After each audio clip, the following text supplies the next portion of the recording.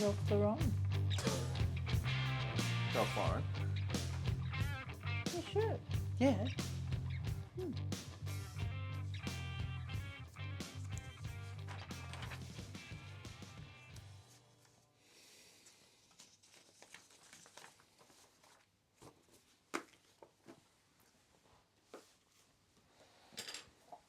Did you want me to say that thing about Modigliani? Yeah, if you'd like. Do you want those notes back? No, it sits there on the top. Just let me do the clapper and all that sort of stuff. I need you to settle down. Well, this is similar, isn't it?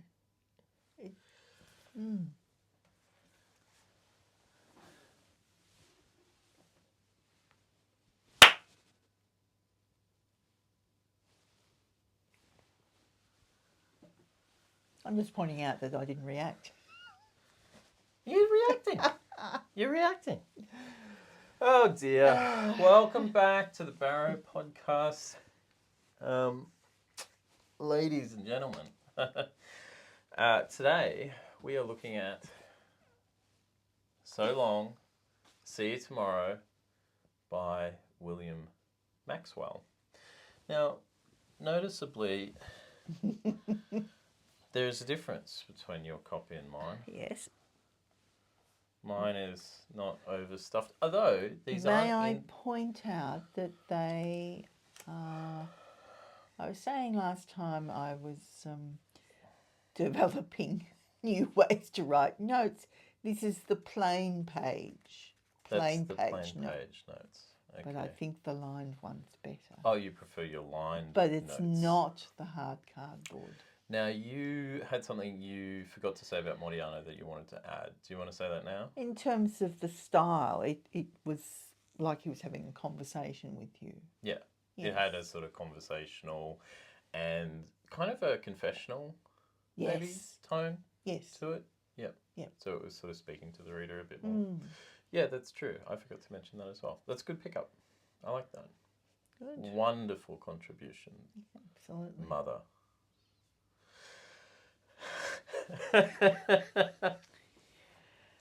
It's Okay. always a test, I feel. No, it's not a test. It's not a test. Don't be silly. So, I don't know what to say about... I don't know where to start with So Long, See You Tomorrow. But there's a number of things. I'm just going to have a quick look at my notes. There's a number of things I do want to say. It's just, like I say, where to start. Well, in the most recent episode of the regular show, so like last week, our non-book episode, we did bring up your mother's letter and the inability to let go of the past. And the toll of the past is something that we have considered. Well, it's the toll of not letting go. It's the toll of not letting go of the past, not just not letting go of the past. Okay, that's an interesting distinction you make. But that is why originally I recommended So Long, See You Tomorrow. Now, I want to just do some sort of almost housekeeping with this, which is to say that this is a novel, okay? And you know how technically Suzanne was fiction because it had to be. This is more classically, traditionally fiction. However, whereas, you know, Suzanne was a research project. Excuse me. The thing that's really interesting about this book is that it's a fictionalized or a fictional memoir. Yes.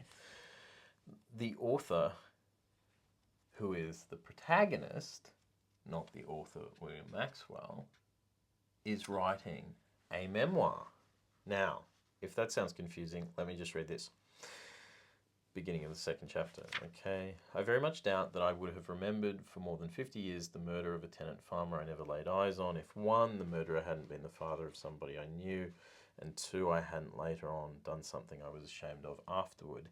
This memoir, if that's the right name for it, is a roundabout, futile way of making amends. So, again, that style speaking to you. Speaking to you, confessional. Yep. So it's got all those things baked in, but I thought that it was really interesting that, you know, the author, William Maxwell, should choose to write a novel in the style of a memoir.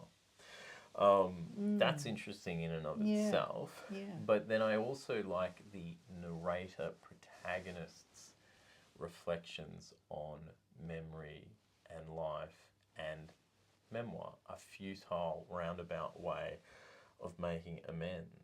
Do you believe that in writing a memoir, you are in some ways, rather futilely and in a roundabout kind of a way, attempting to make amends?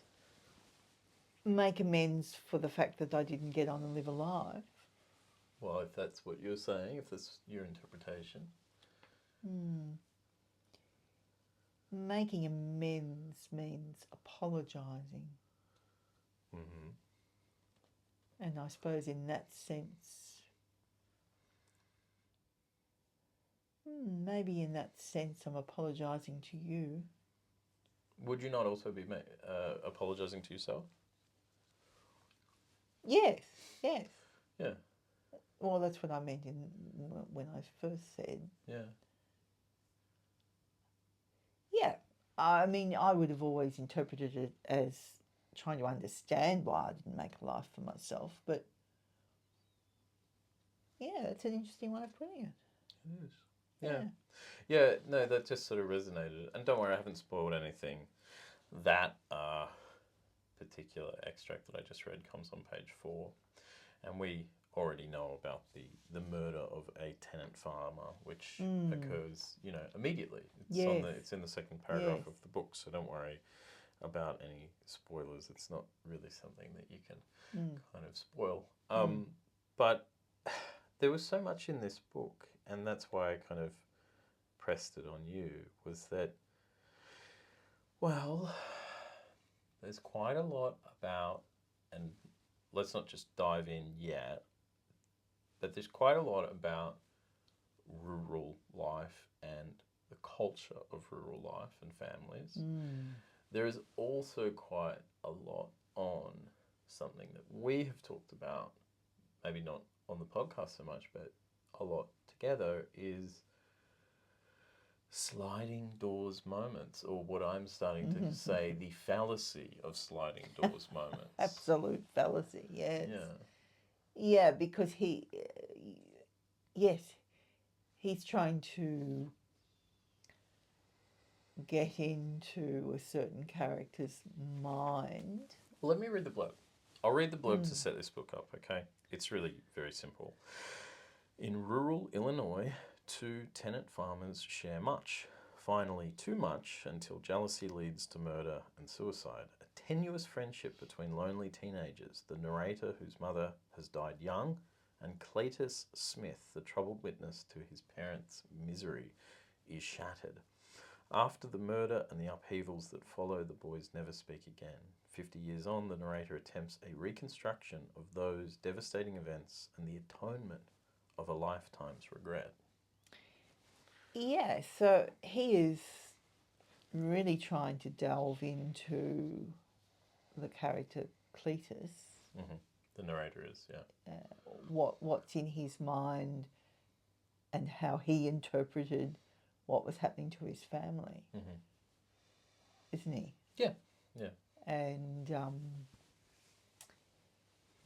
then talks about their friendship, which is really a sort of a concealed friendship. Yeah, it's a temporary sort of childhood friendship. I mean, the book has a lot of things that I like, particularly that kind of relationship between boys that can occur. Yes. It's really quite and it can occur... tender. Yes. It's very tender. They're not weighed down by what's around them or how they've come to meet. They're just in the moment. Yeah. Is that what you mean? Yeah, absolutely. Yeah. I mean, it sort of evokes a few things that I like what's that great? story. Stand By Me. I don't think you know that, that reference. But, yeah, just sort of boys being together and getting along. Yeah, and I think in that sense it is sort of trying to make amends, isn't it? Because he holds that moment in time when they were friends. Mhm. And then when they cross paths, well, he feels a guilt about how he handles that. Yeah. I mean, the whole thing hinges on, you know, I was going to make a pun and call it a slight plot. Do you like that? Do you like what I've done there? Yeah. It's a very slight plot, this book, because it's all hinges on a slight. Slight. You get it? Yeah, I did get it. I actually did get it. Okay, well. Yeah, no, I mean, he is, the narrator is friends with a boy who, you know, is another son of another farmer, and then going through troubling times. And then years later he passes him in the corridor at, I think, a college or something. And I think he's probably, to be fair, taken aback by that. And then just sort of passes him. He doesn't acknowledge him. And then he is just haunted by this inability to acknowledge this person for the rest of his life. And he obsesses over it. And, you know, look, I found it so relatable from the perspective of, like, you know, us and our family and the way small incidents are held on to and what have you. But that sort of obsessing over the past and going back over it and over it and over it. And also obsessing over perceptions. Yeah, and I mean, that's part of what I liked, or why I wanted to consider Modiano, was that kind of circling back over the same territory. But for me, one of the, you know, all that stuff aside, what I liked most about this book is what it starts to kind of get into in terms of, like,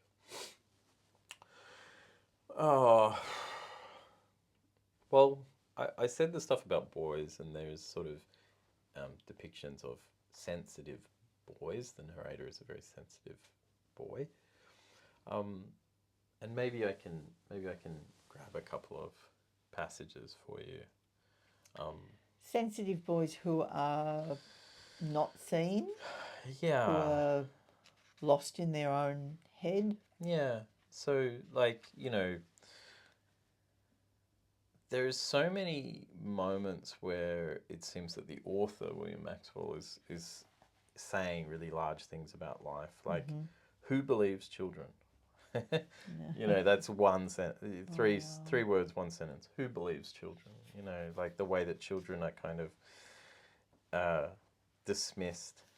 Their perspective is kind of written off.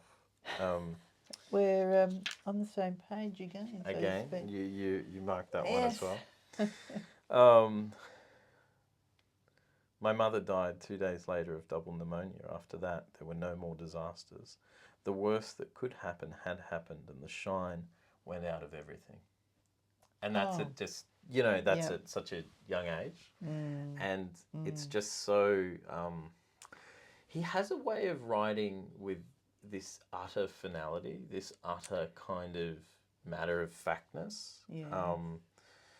But again, reading those things, it's all about what comes up in relation to us. Yeah. Like,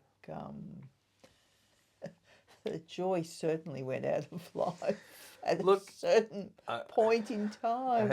Okay. The stepmother comes in, right, and he says, you know, she may have made a stab at being a mother to my older brother and me, but it would have taken a good deal more than that to break through our resistance. And then he says this, and this beautiful line: we knew what we had had and were not going to be taken in by any form of counterfeit affection. Oh. He just has these sentences that I'm like, I kind of highlight something every page because it's like, yes, but also, I was going to use the word defeatist. The past structure can't be reconstructed. So wary of the new. The past can't be recreated, like that sometimes events occur in life that are final, and that things do end. Like, there's no sort of plumping up with optimism.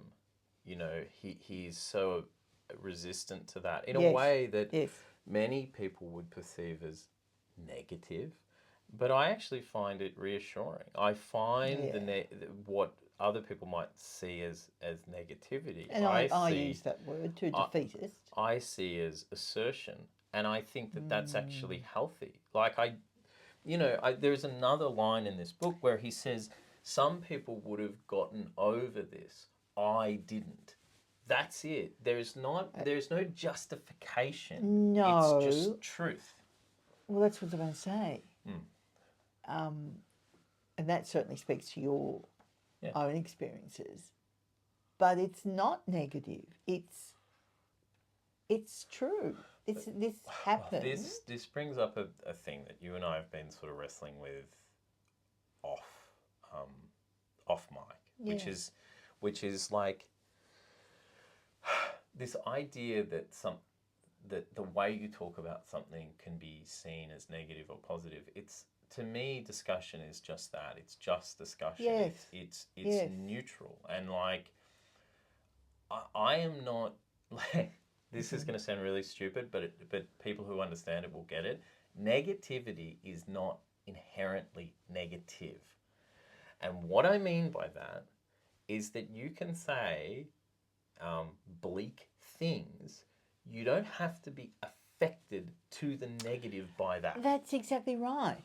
I am not. I can hear somebody give me some sort of bleak or blunt thing, and I don't feel, oh, this person's being negative. Because I hate when people are coloured that way. Yes, because they're simply presenting the facts. And I think they're simply presenting something. Yeah, it doesn't even have to be, But I think these days it's an over emotional reaction to things. There's like this cult, this toxic positivity where unless you're being happy in an overt way, you're sort of stealing happiness. Yes. You're hurting us all. Yes. Like, put a positive spin on it. Yes. Smile. So he's very good. Happiness is for stupid people, let's be honest. What I didn't say... I don't know whether that's a memorable quote. What I didn't say across the few feet that separated our two beds was that I couldn't understand how it had happened to us. It seemed like a mistake, and mistakes ought to be rectified, only this one couldn't be.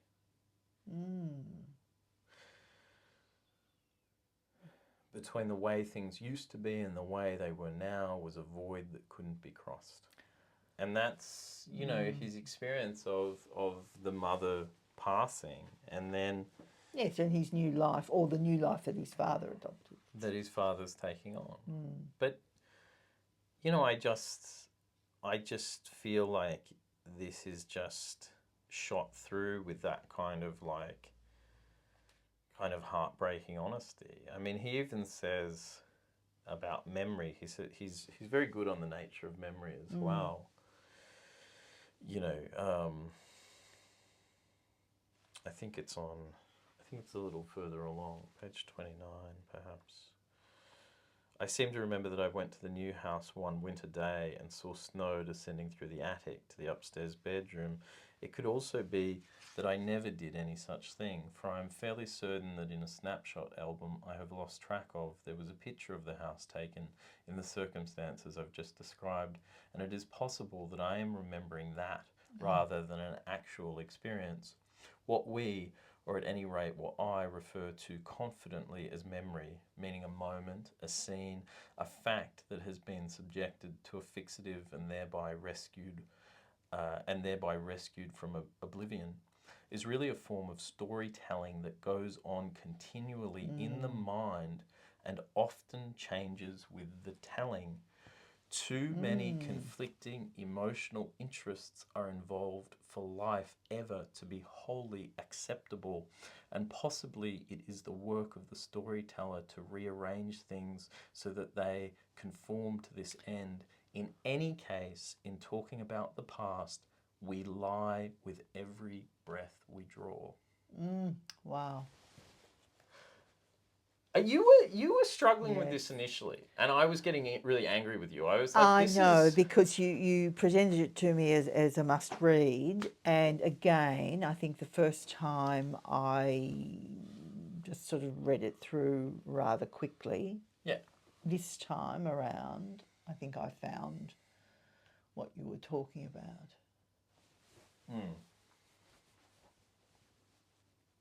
I had this paranoia just then That it wasn't on. that we weren't recording. Yeah. Whew. Terrible. I imagine if you didn't get this on the record. I mean, what a loss to the world. Well, of course. I had those pages marked as well. Memory and reality, question mark. Oh, question mark. I love it. Yeah, remembering versus photographs. You're remembering not an experience. You've put something in your mind. Yes. The way that all works. And it becomes very real to you. Absolutely, it does. As, that's a vivid memory. And that's the thing, I think I've said of you, I'm like, I don't always trust your memory, but I say it of myself, I don't trust my own perspective. I mean, there's every chance I'm wrong about so much. And, particularly with my diagnoses and the medications I've been on and the various states of intoxication I have been in. Yes, but may I say, I don't know whether anyone's really questioned your memory, but maybe you've felt many times that you're second guessing because of the adults around you. Yeah, sure. Sure. Because I think you found yourself in your own head. The only person that you were trusting. I've said that before, yeah. Like, the only person you were trusting was myself. Yourself, and which leaves you in a state of doubt, which is what you're saying. You don't have, as I've said before, being only child experience, you don't have siblings that you can kind of, swap notes over things and all that sort of stuff. The quote that you started with, "Who believes children?" Who believes children? Yeah, I thought that was. I think we're trying to not believe them in a way because, we don't want them to be sad, or let's move on from that. I mean, that placation stuff. Yeah. No, I agree with that. The other big thing that comes into all of this. Sorry, I'm a bit I feel like I'm going to belch on. Don't want to get that on the microphone. I would hate for anyone at this point to think I was less than perfect. Below the idolism of the country, this is my note. Okay. Below the idolism of the country is a world of gossip, petty disputes, envy, scorn, and rage. Yes. Beneath the neighbourliness and baked scones and sponge cakes is an unrelenting animosity and hatred for neighbours, foreigners, and city folk, and a deep-rooted suspicion of intellectualism, government, and expertise. An expert, after all, is just a drip under pressure. You're quoting someone there, I believe. I believe so. What do you think about that? Now, that's my own writing. Well, that encapsulates all that we have experienced. And all that. Pridefulness belies the almighty chip on the shoulder. Pridefulness, bitterness is often mistaken for pridefulness. And the striving, you've got to get out of this and got to be better.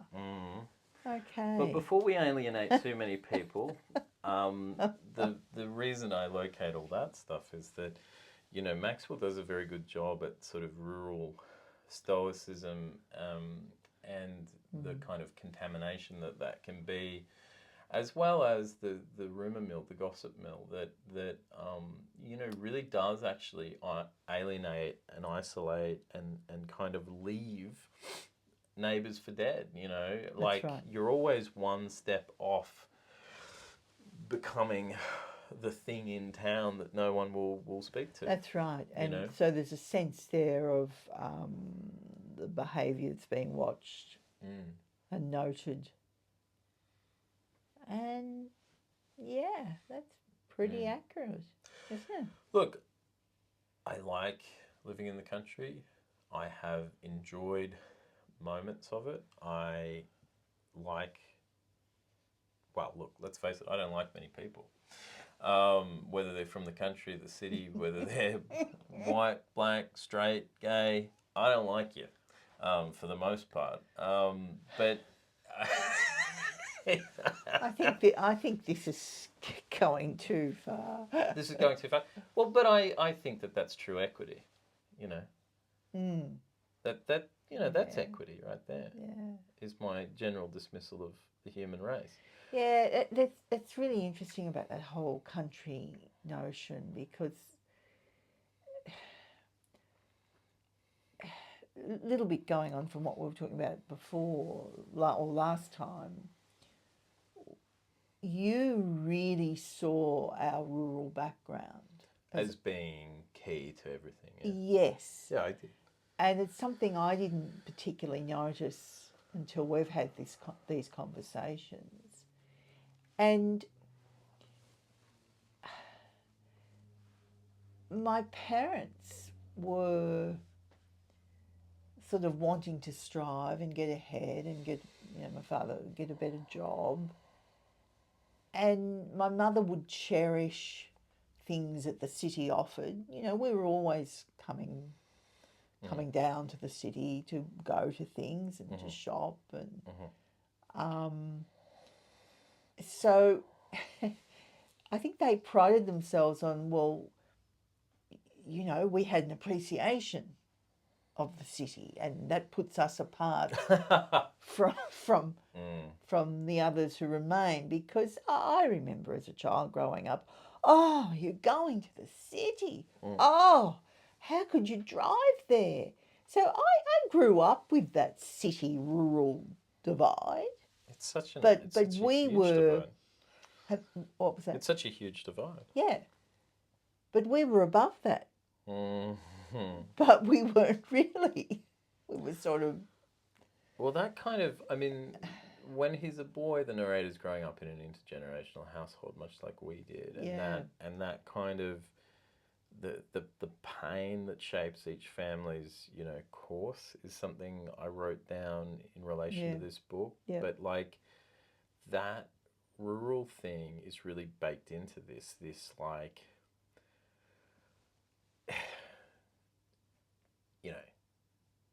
I don't know what it is. I'm not always able to put my finger on it, but like there is a lingering. Well, it's a chip, right? Like it's a something chip on the shoulder. Yeah. It's a kind of a suspicious or a wariness and a kind of a. There's something there. Those city slickers, they look down on us. And, Yeah. Yeah. Yeah, I don't know. But you're the one actually saying it. Yeah. No one in the city is saying it. People in the city aren't thinking about you at all. No. Yeah. They're not, yes. Yeah, in our family experiences, our families are making that difference. Are staking that difference. Yeah, absolutely. They're bringing that about and manifesting that. Yeah. Yeah. Well, we'll probably be crucified for this one amongst any rural listeners. I think we're talking about our own experiences. One other thing I found in here that I really enjoyed, like he sort of kind of does something with father-son relationships early on in the book. Yes. But he has this line. Again, it's like one of these, it's like a Maxwell line. Mm-hmm. It's Maxwell making these statements about life. My father represented authority, which meant to me that he could not also represent understanding. Oh, wow. And I thought That's that interesting. was What page is that? page 35, right at the top. Let me see if I've got that marked down. I have indeed, with the notation of my father. Yeah. But I thought that was that authority and understanding are discrete and they're almost at odds. And I was thinking that has wider implications at a cultural level. You know, I was thinking it sums up the cultural problems better than anything. And what I mean by this is that universities and art spaces and publishers have become authoritative and not about understanding. They've been about asserting their values and their rules within a particular political, social, political... And being on particular sides of certain discourses. Yes. So they've become about enforcing their political and social agenda rather than actually hanging back, free of judgment, and welcoming like genuine discourse and understanding. Yeah, just putting something out there for people to have their own discussions about. Yes. Yeah, that's very true.